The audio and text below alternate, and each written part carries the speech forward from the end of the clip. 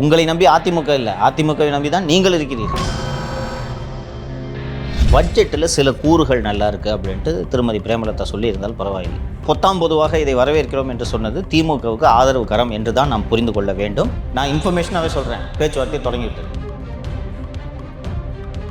என்ன விதமான ஒரு லாஜிக்கலான இது மூவ் திரு சுதீஷ் அவர்களும் திருமதி பிரேமலதா அவர்களும் இதை யோசிக்க வேண்டும். நீங்கள் கேப்டன்னு இல்லாமல் அவங்க பார்கெயின் பண்ணிட்டு இருக்காங்க. அந்த நேரத்தில் ஒவ்வொரு ஸ்டெப்பையும் அவங்க கவனமாக எடுத்து வச்சுட்டு போகணும். கரெக்டான முடிவை 26 எடுக்கலைன்னா கட்சியே இருக்காது.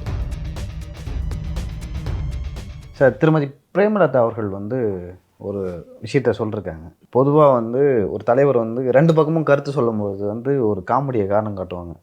ஏனி சேனத்துக்கு ஒரு குத்து, தென்னமர சேனத்துக்கு ஒரு குத்து, அந்த மாதிரி. கொஞ்ச நாளுக்கு முன்னாடி மும்மொழி கொள்கையை ஆதரித்தார் பிரேமலதா விஜயகாந்த். அதன் பிறகு அதிமுகவுக்கும் எங்களுக்கும் எந்த ஒரு இடர்பாடுகளும் இல்லைன்னு சொன்னார்.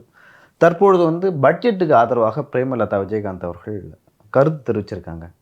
ஏன் அவருடைய கருத்து ஆக்சுவலாக ஒரு டைரக்ஷனில் போகணும். நம்ம ஒரு கருத்து சொன்னால் ஒரு டைரக்ஷனில் போகணும். இஷ்யூ பேஸில் மக்களுக்கு சார்பாக நம்ம பேசினாலும் நம்முடைய கட்சி இந்த ஸ்டாண்டர்ட் எடுத்திருக்கு.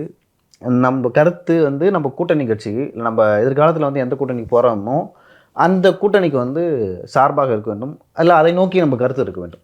திருமதி பிரேமலதா விஜயகாந்த் அவர்களின் கருத்து ஒன்றுக்கு ஒன்று முரணாக இருக்கிறது.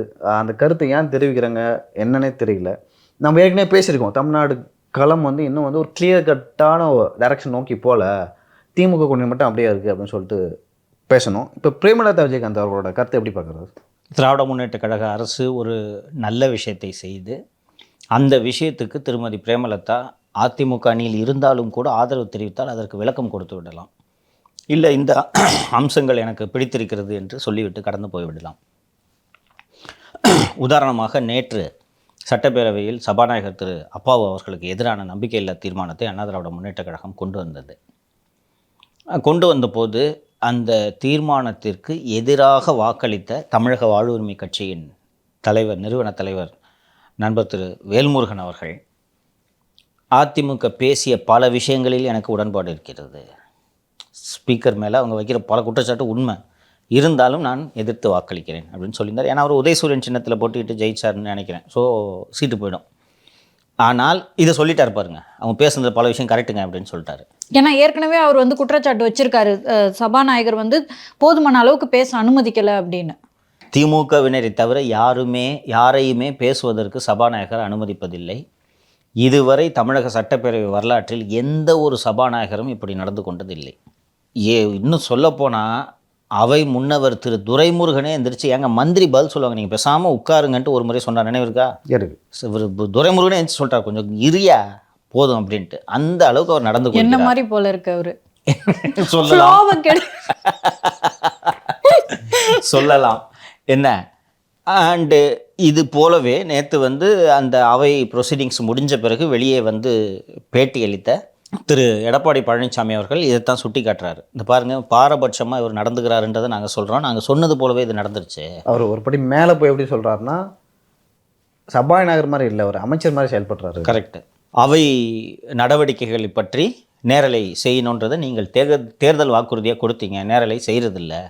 இந்த நம்பிக்கையில்லா தீர்மானம் குறித்த விவாதம் நேரலை செய்யப்படும் போது முதல்வர் பேசுறதை மட்டும் நேரலை செஞ்சுட்டு எதிர்க்கட்சி உறுப்பினர்கள் பேசும்போது கட் பண்ணிட்டீங்க. இதைத்தான் நாங்கள் பாரபட்சம்னு சொல்கிறோம். ஆளுநர் உரைக்கு நன்றி தெரிவிக்கும் தீர்மானத்தில் நான் 2 மணி நேரம் பேசினேன். அதோட வீடியோவை எங்களுக்கு கொடுங்கன்னு கேட்கும்போது 46 நிமிட வீடியோவை 2.5 மணி நேரம் பேசியதற்கு 46 நிமிட வீடியோவை கொடுத்தார்கள். அதில் 2 நிமிஷம் தான் நான் பேசுனது இருக்குது, மீதி பூரா அமைச்சர்களும் முதல்வரும் பேசுனது இருக்குது. இதைத்தான் நாங்கள் பாரபட்சம்னு சொல்கிறோம் அப்படின்னு சொல்லிட்டு சொன்னார். ஸோ இப்போது coming again to the subject, Velmurugan இதில் மாதிரி இந்த கூறு, நான் ஏடிஎம்கேயோட இந்த வியூவை நான் அக்ரி பண்ணுறேன், பட் நான் அகென்ஸ்டாக ஓட் பண்ணுறேன்னு சொன்னார்.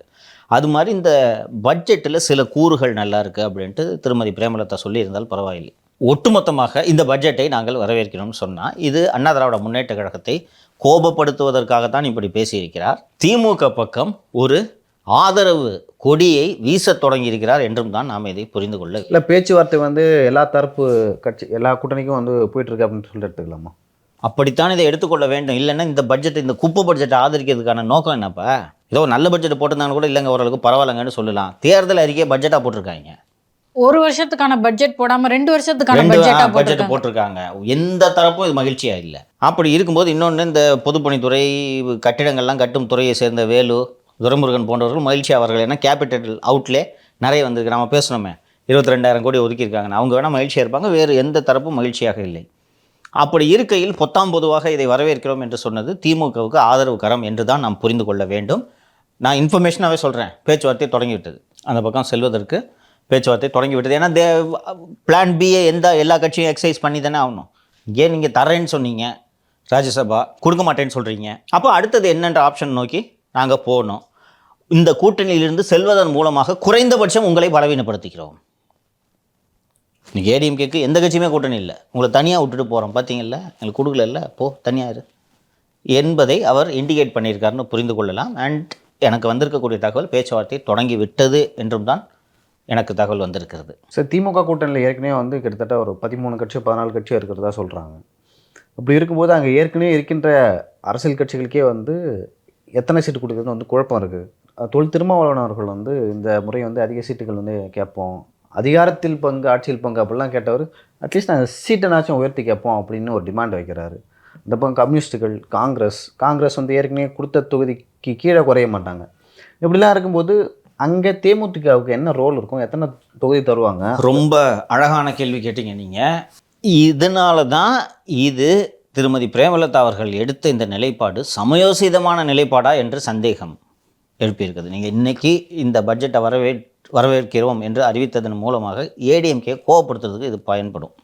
உங்களுக்கு பயன்படுமா, உங்கள் கட்சிக்கு பயன்படுமான்னு கேட்டால் இல்லைன்னு தான் சொல்லணும். நீங்கள் வரிசையாக சில கட்சிகளோட பட்டியலை சொன்னீங்க, டார்ச் லைட்டுக்காரரை விட்டீங்க, அவர் கேட்க மாட்டாரா? ஆமாம், அவர் சொல்லியிருக்காரு சார். அவரும் கேட்பார். சட்டப்பேரவையில் நாங்கள் நுழையிறோம்னு சொல்லிட்டு இன்றைக்கி அறிவித்து விட்டார். இப்போ அவருக்கு குறைந்தபட்ச சீட்டாவது ஒதுக்கணும்ல. அண்ணன் வேல்முருகன் இந்த முறை 6 சீட்டுகளை கேட்டுக்கொண்டிருக்கிறார், மறந்து விடாதீர்கள். நாம் தமிழர் அமைப்பிலிருந்து பிரிந்தவர்கள் நேராக வேல்முருகனை நோக்கி தான் சென்றிருக்கிறார்கள். ஒரு போன வாட்டி ஏதோ நின்றுட்டு எனக்கு இந்த வாட்டி 6 வேணும் என்று கேட்டிருக்கிறார். பாட்டாளி மக்கள் கட்சி இவர்கள் அணியில் இல்லாத காரணத்தால் அதை சமன் செய்வதற்கு வேல்முருகனின் தேவை திமுகவுக்கு இருக்கிறது என்பது நமக்கு நன்றாக. அதனால தான் 2021 சட்டமன்ற தேர்தலில் வேல்முருகன் அவர்கள் வந்து வேறொரு நாம் தமிழர் கூட்டணி இருக்கிறதா இருந்துச்சு. வேல்முருகன் அவர்கள் தமிழக அந்த அதுதான் பொருத்தமான கூட்டணி. அது கடைசி கட்டம் வரைக்கும் போய் திமுக தரப்புல இருந்து அழைப்பு வந்து கடைசி கட்டத்தில் போய் ஸ்டாலின் அவர்களை வந்து வேல்முருகன் அவர்கள் சந்தித்தார். அதனால தான் பண்ருட்டி தொகுதி மட்டும் கொடுங்க அப்படின்னு சொல்லிட்டு கேட்டு வாங்கினார் திரு வேல்முருகன். ஸோ அப்படி இருக்கும்போது இது என்ன இன்டெலிஜென்ட்டான மூவ்னு இதை எப்படி எடுத்துக்க முடியும்? இடம் இல்லை. இன்னொன்று, திமுக இந்த முறை நாங்கள் அதிக இடத்தில் போட்டியிடுவோம்னு சொல்லிட்டு பேசிக்கிட்டு இருக்கிறாங்க. ஏற்கனவே கொடுத்தது வெறும் 6. இந்த வாட்டி அது 4ஆவதுக்கான சாத்தியக்கூறுகள் தான் அதிகம் இருக்குது. அப்படி இருக்கக்கூடிய நேரத்தில் இப்படி ஒரு அறிவிப்பு, இப்படி ஒரு நிலைப்பாடு தேமுதிகவுக்கு எந்த வகையில் உதவும்ன்றத அந்நியார் திருமதி பிரேமலதா அவர்கள் நன்றாக யோசிக்க வேண்டும். எந்த மூவும் பண்ணலாம், நான் திமுக போகக்கூடாதுன்னா உங்களை சொல்ல. திமுக கூப்பிட்டு ஒரு 10 சீட்டு தரேன்னு சொன்னோன்னா போங்க, போய் ஜெயிச்சுட்டு கட்சியை ஆரோக்கியமாக வைக்க வேண்டும். நான் அதை தவறுலாம் சொல்ல மாட்டேன். அரசியலில் சர்வைவல் தான் முக்கியம். கொள்கை கோட்பாடுன்றதெல்லாம் அதெல்லாம் சும்மா பேச்சுக்காக பேசுவதுன்றது நமக்கு தெரியும். ஆனால் இன்டெலிஜென்ட்டான டிசிஷனான்றதை பார்க்கணும்ல. என்ன உங்களுக்கு எங்கே இடம் இருக்காங்க சார்? அதை தாண்டி இன்னொரு விஷயம் நான் பார்க்குறேன் சார். இப்போ வந்து வட தமிழகத்தில் வந்து வலிமையாக இருக்க விடுதலை சிறுத்தைகள், காங்கிரஸ், கம்யூனிஸ்ட் குறைச்சி ஆக்சுவலாக நீங்கள் மற்ற கட்சிகளை வந்து ஒதுக்கி வச்சிடலாம். ஆனால் கம்யூனிஸ்ட் கட்சிகளை வந்து நீங்கள் வந்து லைக் ஹேண்டில் பண்ணுறது ரொம்ப கஷ்டம். ஏன்னா எங்கேயாவது தொழிற்சங்கங்களில் குறைச்சி கொடுப்பாங்க, போராட்டம் நடத்துவாங்க, சும்மாவே இருக்க மாட்டாங்க. இன்றும் கொள்கை சார்ந்து இருக்கக்கூடிய ஒரு கட்சி என்றால் அந்த இடதுசாரிகளை நாம் சொல்லலாம். அப்படி சொல்லலாம். அப்படி சொல்லும்பொழுது அப்படிப்பட்ட கட்சியை வந்து திமுக லெஃப்ட் ஹேண்டில் ஹேண்டில் பண்ணுறாங்க. நீங்கள் ஒரு தலைவரே இல்லை, நீங்கள் ஒரு கட்சியே இல்லை அப்படின்னு சொல்லிட்டு இவங்களை மதிப்பாங்க, சீட்டு கொடுக்குறாங்க, அதெல்லாம் வந்து ஒரு பட்சம். தேர்தல் முடிஞ்சோன்னே இவங்களை மதிப்பாங்களா? இவங்க உணர்வுக்கு மதிப்பளிப்பாங்களா? முடிக்கிறதுக்கு முன்னாடியே மதிக்க மாட்டாங்க இல்லையோ? நீங்கள் கேட்டது ரொம்ப வேலிடான ஆங்கிள். நீங்கள் பேசுனது முன்னாடியே மதிக்க மாட்டாங்க. நீங்கள் எனக்கு வர்றதுனால எனக்கு என்ன பிரயோஜனம்னு ஒரு விஷயம் இருக்குல்ல. இன்னொன்று, உங்கள்கிட்ட இருக்கிற கொஞ்சம் நெஞ்ச ஓட்டையும் விஜய் எடுத்துகிட்டு போயிடுவார். அந்த சினிமா நடிகர்களுக்கே உரிய ஒரு தன்மையின் அடிப்படையில் விஜயகாந்த் அவர்கள் எளிய மக்களோட வாக்குகளை தான் பெற்றார். நீங்கள் நல்லா கவனிச்சிங்கன்னா அருந்ததியர்கள், வன்னியர்கள், பறையர்கள் என்ற விளிம்பு நிலை மக்களிடையே தான் அவருக்கு செல்வாக்கு அதிகமாக இருந்தது. அதனால தான் பாமகவுக்கு அவர் கண்ட செம்ம கோவன்றது உங்களுக்கு நன்றாக தெரியும்.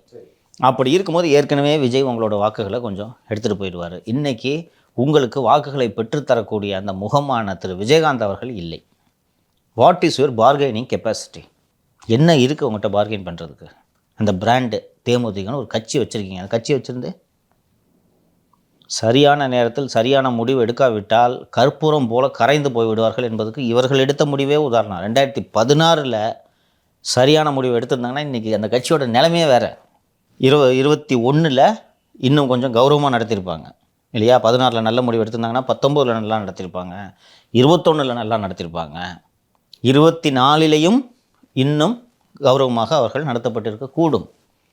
அப்படி இருக்கும்போது இந்த நேரத்தில் போய் இது பண்ணுறது சரியா? நம்ம ஏற்கனவே அவங்க அந்நியாரை வாழ்த்தி பேசணும். எங்களுக்கும் ஏடிஎம்கேக்கும் எந்த பிணக்கும் இல்லைன்னு சொல்வதன் மூலமாக சமயோசிதமாக அவர் செயல்பட்டிருக்கிறார். ஏடிஎம்கே விரட்டி விட்டுறது, அதை சொல்கிறேன் நான். ஏடிஎம்கே அவள் தான் போங்க, நீ உங்களால் எங்கள் ப்ரோஜனம்லாம் விரட்டி விட மாட்டான், கூப்பிட்டு கண்ணியமான ஒரு எண்ணிக்கையில் சீட்டை தருவாங்க. இந்த நேரத்தில் நீங்கள் இதை சொல்லி இந்த உறவை ஏன் விரிசல் ஏற்படுத்தணும்? இந்த உறவில் என்ன விதமான ஒரு லாஜிக்கலான இது மூவ்? திரு சுதீஷ் அவர்களும் திருமதி பிரேமலதா அவர்களும் இதை யோசிக்க வேண்டும். நீங்கள் கேப்டன் இல்லாமல் அவங்க பார்கெயின் பண்ணிகிட்டு இருக்காங்க. அந்த நேரத்தில் ஒவ்வொரு ஸ்டெப்பையும் அவங்க கவனமாக எடுத்து வச்சுட்டு போகணும். கரெக்டான முடிவை 26 எடுக்கலைன்னா கட்சியே இருக்காது. அதான் உண்மை. நீங்கள் அவரது மகன் திரு பிரபாகரனுக்காகலாம் கட்சியில் மக்கள் யாரும் ஓட்டு போட மாட்டாங்க. கட்சியில் ஒரு 10 பேர் வந்து சின்ன கேப்டன் சொல்லிட்டு திரியிறாங்கன்றதுக்காக மக்கள் வாக்களிப்பான்லாம் நீங்கள் சொல்ல முடியாது. இப்போ இடைத்தேர்தல்லையேங்க சார், அவங்க வந்து என்னைக்கு ரிசல்ட் வருதோ அன்னைக்கு தியானம் பண்ணுறாங்க. ஆனால் அது அவங்க என்னைக்கு பண்ணியிருக்கணும்? எலெக்ஷனுக்கு முன்னாடியே பண்ணியிருக்கணும். ஸோ இதிலலாம் அவங்க கொஞ்சம் கேர்ஃபுல்லாக இருக்கணும், ரொம்ப கவனமாக இருக்கணும். கட்சியே கேப்டன் இல்லாமல் கட்சி நடத்துகிறாங்க. ஒரு டிவி சேனல் வச்சுருந்தாங்க, அந்த சேனல் மூடிடுச்சு. இன்றைக்கி ஒரு செல்வாக்கு இல்லாத நிலையில் இருக்கிறார்கள். அப்போது ஒவ்வொரு ஸ்டெப்பும் கவனமாக எடுத்து வைக்கணும். இப்போ போய் இந்த மாதிரி பேசுனாங்கன்னா நாளைக்கு ஏடிஎம்கே நீங்கள் வேணான்ட்டாங்கன்னா என்ன பண்ணுவீங்க? நான் சிம்பிளாக கேட்குறேன். அங்கேயும் இடம் இல்லை. நீங்கள் போய் பட்ஜெட் ஆதரிக்கிறீங்க, போய் பட்ஜெட் ஆதரிச்சிங்களா, போங்க அங்கே போய் சீட்டு வாங்கிக்கிங்கன்னு ஏடிஎம்கேல சொல்லிட்டா என்ன பண்ணுவீங்க? ஏடிஎம்கே உங்களை நம்பி இல்லை, நீங்கள் தான் அதிமுகவை நம்பி இருக்கிறீர்கள். அப்படி இருக்கும்போது கேப்டன் இருக்கும்போது பேசின மாதிரி கேப்டன் தயவு இல்லாமல், தேமுதிக தயவு இல்லாமல் யாரும் ஆட்சிக்கு வர முடியாதுன்ற இதெல்லாம் இனி எடுபடாது. அப்புறம் இன்னொன்று சொன்னீங்க சார், பேசிகிட்டு இருக்கும்போது உங்களுக்கு கூட யாருமே இன்னைக்கு கூட்டணியில் இல்லை, அதனால் நாங்களும் போகிறோம்னு சொல்லிட்டு அந்த மாதிரியான நிலைமையும் இன்னைக்கு இல்லை. அதிமுகவுக்கு நிறைய ஆப்ஷன்ஸ் இருக்குது, இன்றைக்கி ஓப்பனிங் இருக்குது. இன்னைக்கு ஆஸ் ஆஃப் நோ பேப்பரில் இல்லைன்றேன் நான். இல்ல நீங்க இன்னைக்கு இல்ல சார், பட் எதிர்காலத்துல ஆப்ஷன் இருக்கு. அது பெரிய கட்சிமா அது, நான் அவங்களுக்கு ஆப்ஷன் இல்லாம இருக்கும். அவங்க கூட தான் ஆட்களை சேர்த்துக்கணும். அவங்க யாரையாவது சேர்ந்து ஜெயிக்கணும்ன்ற நிலைமையில முழுசா தோல்வி அடைகிற நிலைமையில அவங்க இல்ல. நல்ல அவங்களும் இப்ப சரியான நேரத்துக்காக காத்துக்கிட்டு தான் இருக்காங்க. ஆப்ஷன் இருக்கு அவங்களுக்கு. அதான் நான் சிம்பிளா சொல்றேனே, உங்களை நம்பி அதிமுக இல்லை, அதிமுகவை நம்பி தான் நீங்கள் இருக்கிறீர்கள். அதை புரிந்து கொண்டு அரசியல் முடிவுகளை அந்நியார் எடுக்க வேண்டும்ன்றது தான் நம்ம அதை சொல்லிக்கிறோம்.